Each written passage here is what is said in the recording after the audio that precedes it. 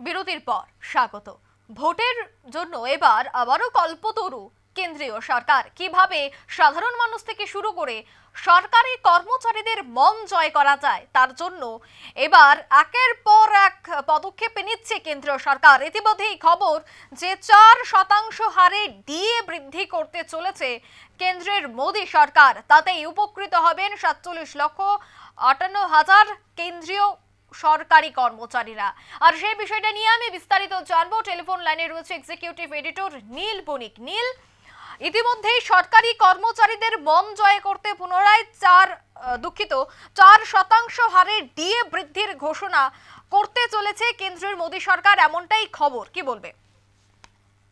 দেখো, দিন দুয়েকের মধ্যেই হয়তো 4% হারে যে ডিএ, সেই ডিএ বৃদ্ধি ঘোষণা করতে চলেছে কেন্দ্রীয় সরকার।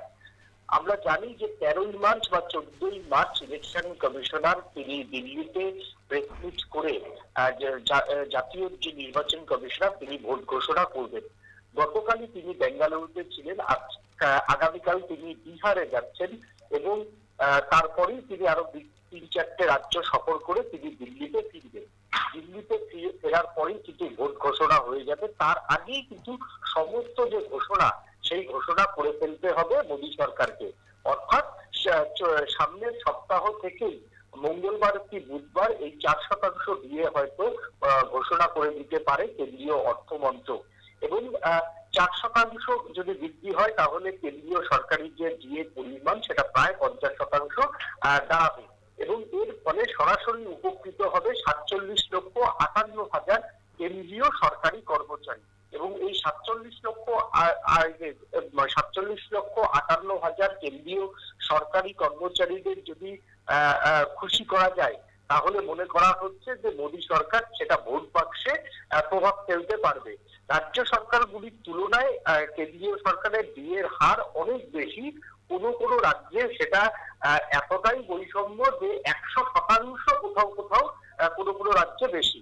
যেমন বাংলার সঙ্গে যদি ডিএর ফারাক দেখা যায় কেন্দ্রীয় সরকারের প্রায় 96 থেকে 98% উপর, মানে প্রায় 100%। সেই জায়গা থেকে এই যদি নির্বাচনের একদম ঠিক আগের মুখে যদি 4% আপনি ডিএ বৃদ্ধি ঘোষণা করে তাহলে নিশ্চিতভাবে কিন্তু কেন্দ্রীয় সরকারি কর্মচারীরা খুশি হবে এবং এর সঙ্গে ভোট বাক্সে কতটা প্রভাব পড়বে সেটা এখনই বলা যাচ্ছে না। তাছাড়া অনেক রাজ্য কিন্তু এতে চাপে পড়বে, মানে কেন্দ্রীয় সরকারি কর্মচারীদের যে ডিএ সেই ডিএর সঙ্গে রাজ্য সরকারি কর্মচারীদের ডিএর তফাৎ অনেকটাই। সেই জায়গাতে যে সমস্ত রাজ্যগুলি ডিএ প্রায় 50%-এর উপরে বাকি, সেই সমস্ত রাজ্য সরকার কিন্তু ভোটের আগে অনেকটাই চাপে পড়বে অর্থনৈতিক ভাবে। আর মোদী সরকার কয়েকদিন আগে আমরা দেখেছিলাম যে 4% ডিএ বাড়িয়েছিল, নতুন বছরেতেই শুরুতেই 4% ডিএ বাড়িয়েছিল, তারপর আবার 4% ডিএ বাড়াচ্ছে। কিন্তু এই যে বর্ধিত হারে যে ডিএ 4% বাড়ছে, সেই 4% ডিএ কবে পাবে সেটা কিন্তু এখনো পর্যন্ত নিশ্চিত করে কিছু বলা যাচ্ছে না। সাধারণত ডিএ বাড়লে 3 মাস পর থেকে সেই বর্ধিত হারে যে ডিএ সেটা পাওয়া যায়। আর যদি এই মার্চ মাস হয়ে যায়, মার্চ মাসে যদি ডিএ বৃদ্ধি কথা ঘোষণা করে, এই বর্ধিত যে 4% ডিএ সেটা পেতে কিন্তু প্রথা অনুযায়ী 3 মাস, অর্থাৎ তোমার মার্চ, এপ্রিল, মে মানে জুন মাসের প্রথম সপ্তাহতে যাদের বায়না হবে তাদের এটা পাবে। কিন্তু সেই জায়গাতে যদি জুন মাসে যদি সেই সরকারি কর্মচারীরা সরাসরি লাভ পায় তাহলে কিন্তু ভোটে খুব একটা হেরফের হওয়ার কথা নয়। এখন দেখার মোদী সরকার যে এই মার্চ মাসের যেটা ডিএ যদি বৃদ্ধি ঘোষণা করে 4%, তার ফল এপ্রিলের প্রথম যে স্যালারিটা কেন্দ্রীয় সরকারি কর্মচারীদের হবে সেই সময়তেই এই বর্ধিত হারের যে ডিএ কেন্দ্রীয় সরকারি কর্মচারীরা পায় কিনা সেটার দিকেই কিন্তু তাকিয়ে আছে রাজনৈতিক মহল। তার কারণ যদি সেটা পায় তাহলে কিন্তু ভোট বাক্সে একটা প্রভাব পড়ার সম্ভাবনা থাকবে। এছাড়াও সমস্ত রাজ্যে বেশিরভাগ রাজ্যেই দেখা যায় যে কেন্দ্রীয় সরকারি কর্মচারীরা ভোটের দায়িত্বে থাকে। বিশেষত যেই সমস্ত জায়গায় রাজনৈতিক বেশি হিংসা হয়, যে সমস্ত জায়গায় রাজনৈতিক বেশি ইলেকশন কমিশনের দপ্তরে অভিযোগ জমা পড়ে, সেই জায়গাতেই কিন্তু বহু রাজ্যেই তোমার রাজ্য সরকারি যে কর্মচারী তাদের কিন্তু ভোটের মানে প্রিসাইডিং অফিসার অন্তত রাখা হয় না। পাশাপাশি ইলেকট্রাল অফিসার থেকে আরম্ভ করে এক্সপেন্ডিচার অফিসার সমস্তই কিন্তু থাকে কেন্দ্রীয় সরকারি কর্মচারীদের উচ্চপদস্থ আধিকারিকরা। সেই জায়গাতে যদি ভোটের আগে 4% যে দিয়ে বর্ধিত হারে বাড়ছে, তা যদি এপ্রিলের প্রথম সপ্তাহে গিয়ে সেটা স্যালারিতে কাউন্ট হয়, তাহলে অত্যন্ত মোদী সরকারের ভূমিকায় খুশি হবে কেন্দ্রীয় সরকারি কর্মচারীরা। এই বিষয়ে কোনো সন্দেহ নেই অঙ্কিতা। একদমই নীল, এই যে কেন্দ্রীয় সরকার বারংবার আমরা দেখতে পাই যে কেন্দ্রীয় কর্মচারীদের ডিএ বৃদ্ধি করে, কিন্তু এই মুহূর্তে বা এবার তো বিজেপির একটা মন্ত্র, সেটা হচ্ছে আপকি বার 400 পার। 400 পার করতে গেলে তো রাজ্যের যারা রাজ্য কর্মচারী রয়েছে তাদের ভোটও তো অত্যন্ত গুরুত্বপূর্ণ। সেক্ষেত্রে কেন্দ্রীয় সরকারের কর্মচারীদের ডিএ বৃদ্ধি, অন্যদিকে রাজ্য সরকারের কর্মচারীদের যদি ডিএ বৃদ্ধি না পায়, সেক্ষেত্রে কি মনে হয় ভোট বাক্সে কি একটা প্রভাব পড়তে পারে? দেখো, এখন যে প্রশ্নটা করলো অত্যন্ত সঙ্গত।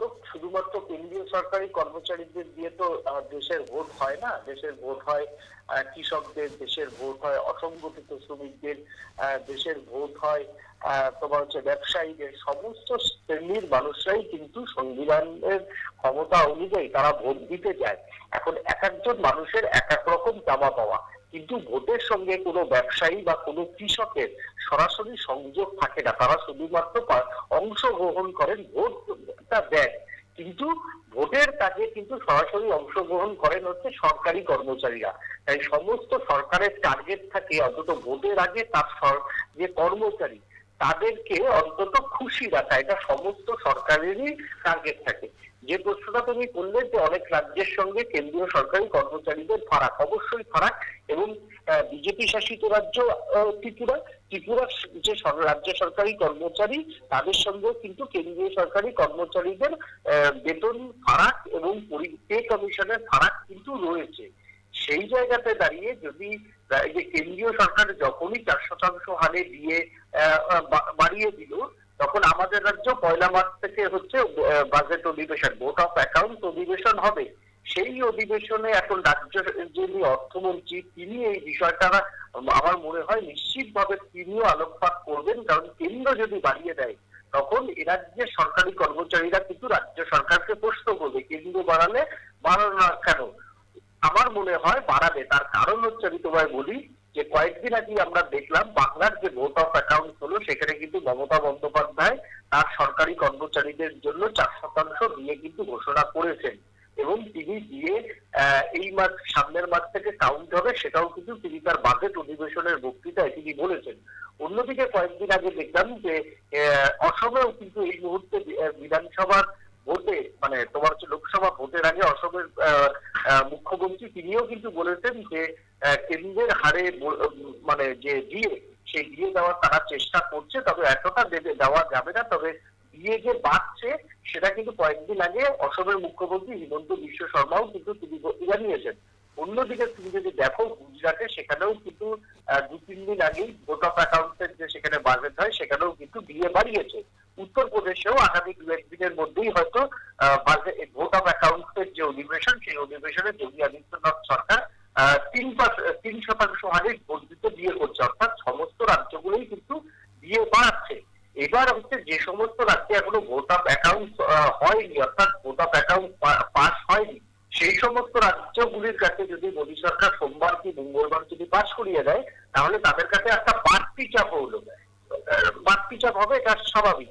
সেই জায়গাতে আমার মনে হয় প্রত্যেকটা রাজ্যই তার নিজের সাধ্যমতো 2 থেকে 3% হারে দিয়ে ভোটের আগে বাড়াবে। তার কারণ হচ্ছে বিজেপি শাসিত যে রাজ্যগুলি সেগুলো তো বাড়াবেই, না হলে ডবল ইঞ্জিনের যে সরকারের প্রতিশ্রুতি সেটা নিয়ে জনমানসে এবং সরকারি কর্মচারীদের মধ্যে প্রশ্ন উঠবে। তার জন্যই এই ডবল ইঞ্জিন সরকারের যে গরিমা রয়েছে সেটাই বোঝাতে অন্তত 2% হলেও রাজ্য সরকারি কর্মচারীদের যে বর্ধিত দিয়ে সেটা বাড়াবে বলেই মনে করে রাজনৈতিক মহল। তবে সরকারের এটা সিদ্ধান্ত, এটা ক্যাবিনেটের সিদ্ধান্ত, শেষ কথা বলে কিছু হয় না। তার জন্য কিন্তু এ রাজ্য বা অন্যান্য যে বিজেপি শাসিত রাজ্যগুলি যেগুলো এখনো ভোট অফ অ্যাকাউন্ট পাস হয়নি অধিবেশনে, তার দিকে কিন্তু নজর থাকবে রাজনৈতিক মহলে। কারণ তারা কেন্দ্রীয় সরকারের সঙ্গে সামঞ্জস্য রেখে কতটা দিয়ে বর্ধিত দিয়ে বাড়াচ্ছে সেদিকেই নজর রাখবে। অঙ্কিতা, একদমই ধন্যবাদ নীল।